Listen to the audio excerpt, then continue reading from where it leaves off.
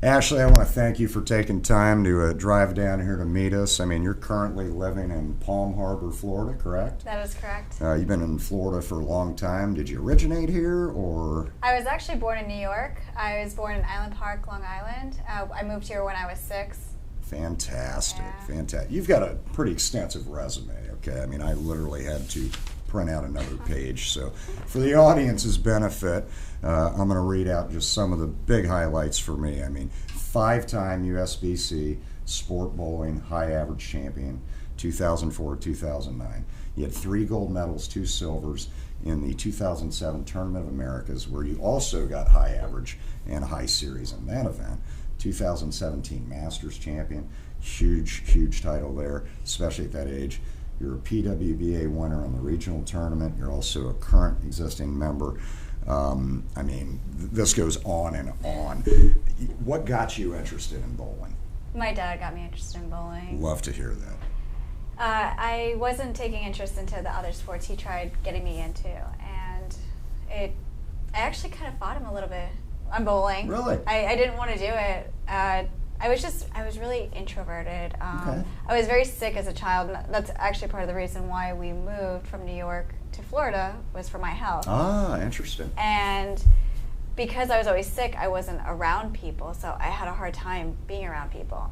And when I was trying ballet, gymnastics, figure skating, didn't like any of it. And I wanted to do softball because my sister played softball. Okay.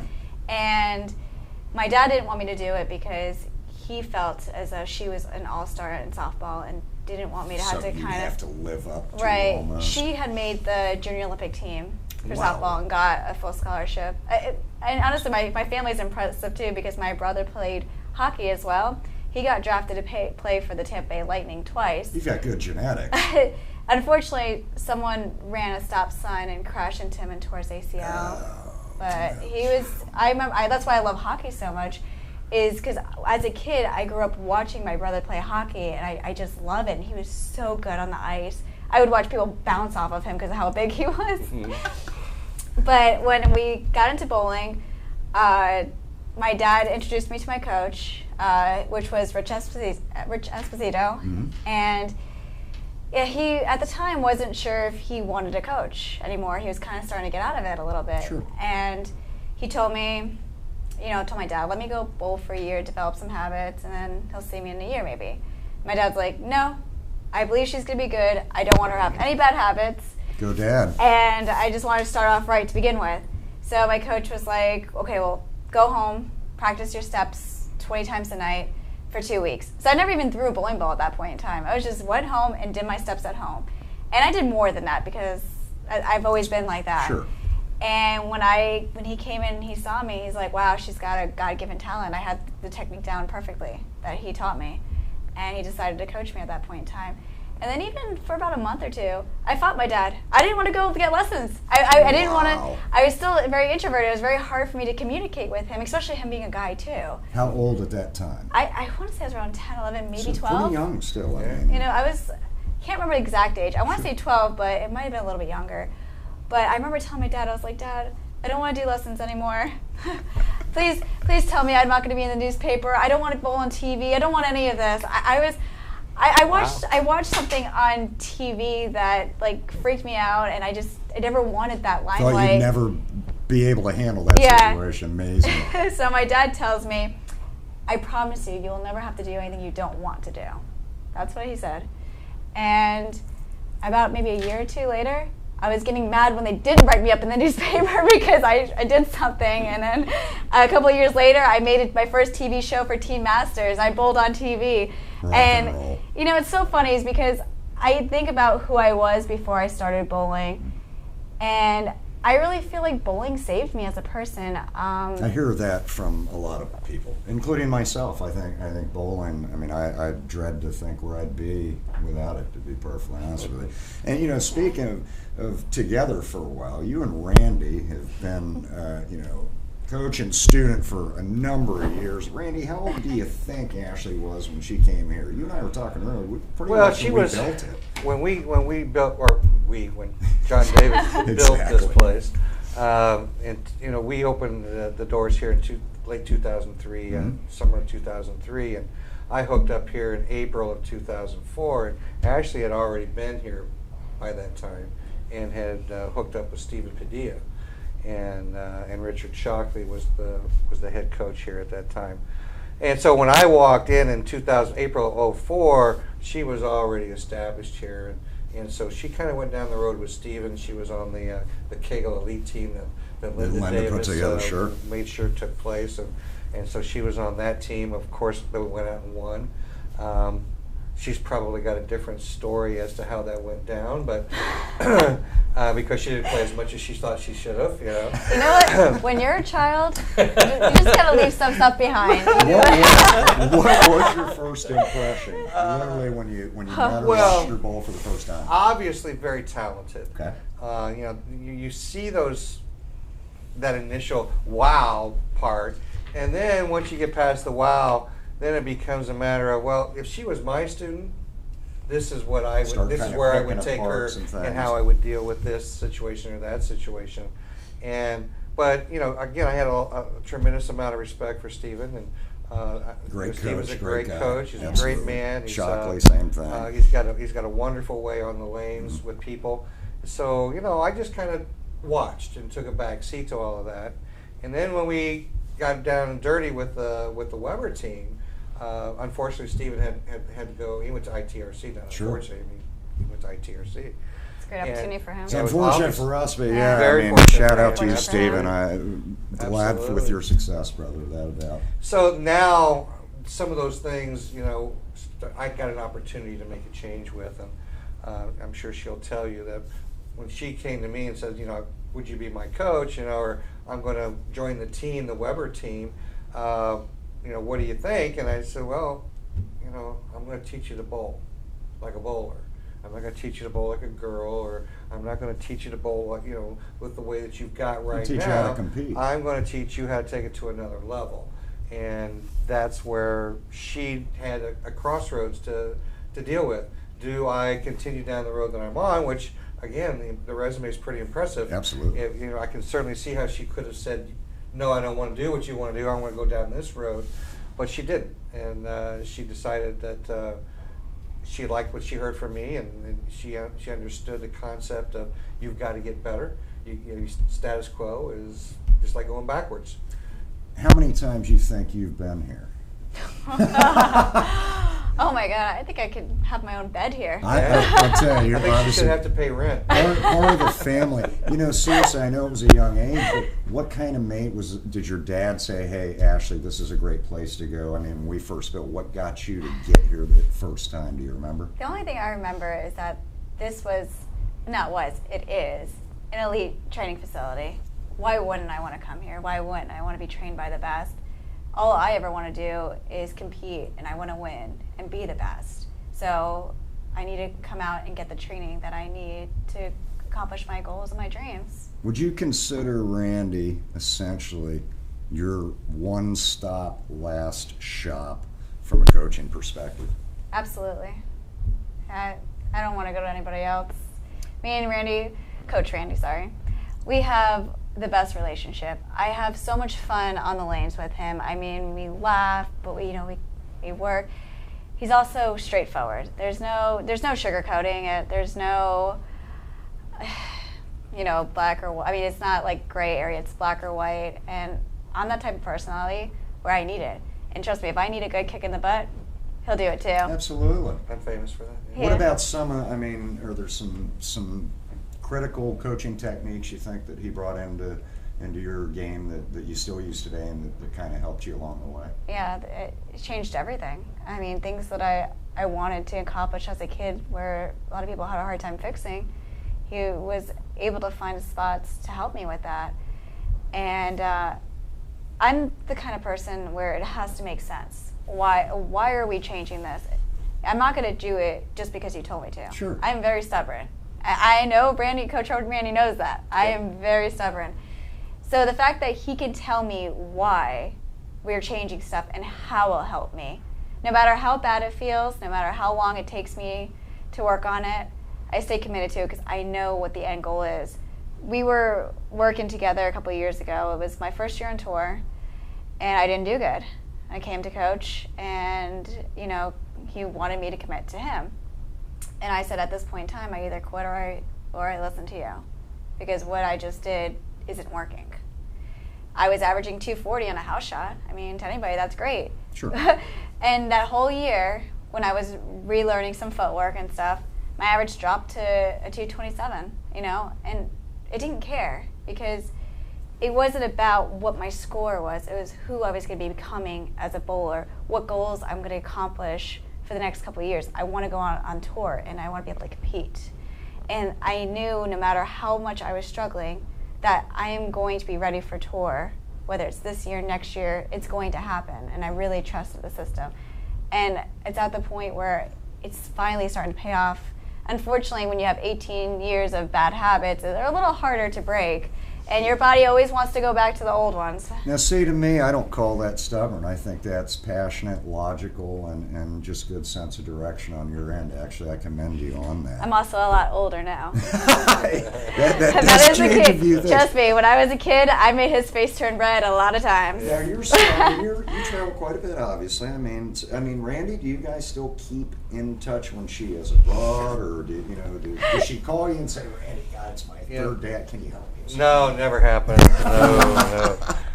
Except for like the textbook message of this, how much I hate bowling, this sucks. House Kevin, it's always me, why me, it's not fair, I can't carry the temp in. But again, it's you can feel the passion. It's relationship. You can feel the connection, and she is who I am.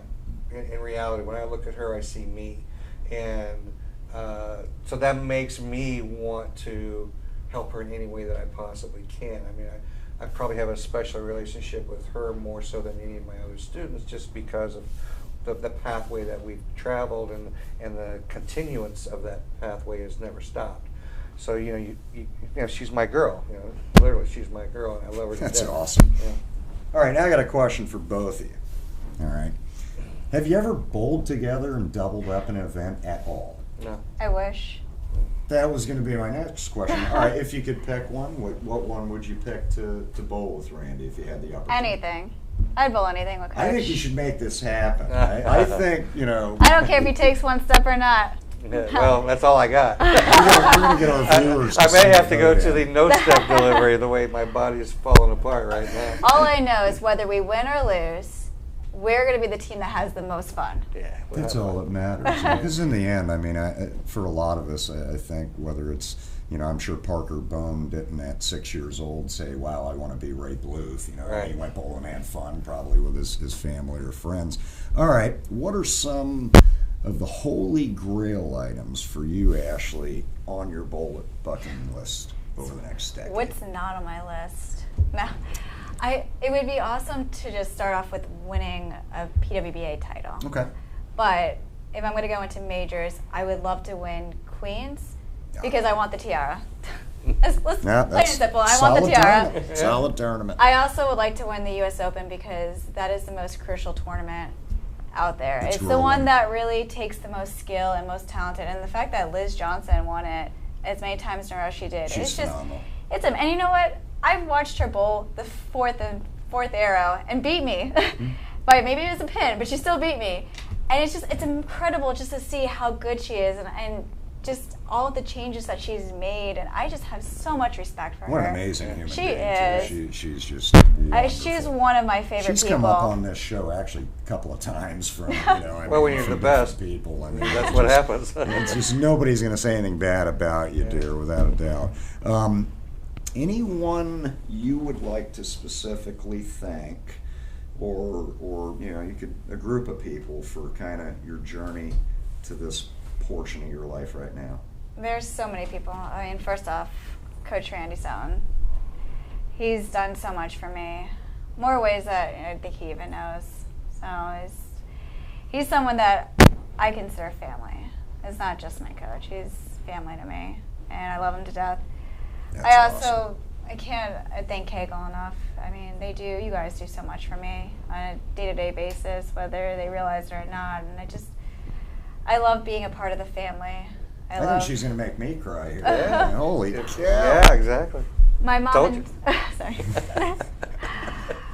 My mom and dad have always supported me. As a coach, you never realize what you have until you see other kids not have. Oh, yes. And my parents have always supported me. My dad's always in the chair next to me, whether I'm practicing or at a tournament. And the biggest thing is that he's been through everything I've been through. My pain, my laughter, my wins, everything. And this journey is so much about both of us. It's not just about me. And I love that he comes out to every tournament with me because I don't live at home anymore. And this is when I get to spend time and see him. It's lifelong memories. It is. It's special. I know people pick on me for my superstitions, but they never ask me what my good luck charms are. And my good luck charm is I always give my dad a big hug and kiss before I start any competition. That's righteous. I love that. That is great. Other people, of course, all my sponsors. Brunswick. They believed in me when I felt like nobody else was believing in me, and that by itself meant so much to me. Mongoose Products, Steve saw something special in me, and he's just a wonderful human being as well. Chuck Gardner as well, I didn't want to leave him out. Great companies, great people and staff on those, yeah. Logo and Fusion, they've done a lot. I got to work on my jerseys at the headquarters, and it was just so exciting to see their facility, and they treated me so well. Genesis, I can't even bowl without their product. I'm in pain sometimes from trying to keep up my workout routines and practice that I need to tape up just to I see a lot of people using that today. It is amazing. What's amazing is we used to see versions of some of that product back in Asia before I ever saw it in the U.S. Right. Back in Team Malaysia and yeah. those, Japan. Yeah, exactly. All right, I got one last question for both. Oh, go ahead. Sorry. I don't want to forget Ultimate Inserts as well. Excellent. I've got them, and the PWA Tour. And all our sponsors. It's just amazing to be able to have this opportunity to go out and tour. I didn't think it was going to happen after it folded. So we're so glad this is it's back, amazing. because I'll be honest with you, I was out there doing lanes, and it was LPBT and PWA, and I'm a big supporter of women's bowling, and I think you just all do a tremendous job with your fans, so I'm glad there is a tour back out there. Okay, ladies first, but this question's going to go to both of you. So I was going to say, look at Ashly, as I'm putting you on the spot. Ashly, do you have any uplifting advice for our youth bowlers around the globe? Yes, I do. Always live your dreams and follow your dreams. Sky's the limit. Don't let anybody tell you you can't do something. If you're willing to work hard enough and practice and do the right steps to accomplish your dreams, then do it. You're not limited. I hate that people feel like they don't have a chance or an opportunity because other people put them down. Just be the best person, the best bowler that you can be. That's excellent advice. Randy? Well, I'm certainly going to echo her thoughts there. To take it maybe to another level, it's one thing to have a dream. Mm-hmm. It's another thing to pursue the dream. And what she's talking about is pursuing it. There's a lot of people that want it, that say that they want it, but your actions obviously speak louder than words. And if you want it, there's somebody out there that is willing to give it to you. Bowling has got so many special people involved in it. More people do the bowling end of the business of bowling out of passion. You don't do it for the financial rewards. You do it because you love doing it. You do it because you get to work with special people. And when you've got that, you don't ever want to let that go. It's just a matter of how do you get it, and that's the pursuit of it. And like you say, where did you come from? Well, I came from, cleaning ashtrays. I was right there with you. Pickle bucket, throwing beer bottles absolutely. Up, ripping telescores. Yeah, she's beginning in her house and just walking. Just here's my approach. Here's what the coach told me to do. So, and everybody's got a story along that line that would be special to them. And that's kind of what my advice to you is out there, is to find out what's going to make it click for you, and then pursue it. Kids, ladies and gentlemen, pursue your dreams. I think that's great advice from both of you all. That's a wrap for today. Randy, I can't thank you for taking time out of your schedule. Ashly, Absolute pleasure to sit down with you. Thank you. Ladies and gentlemen, keep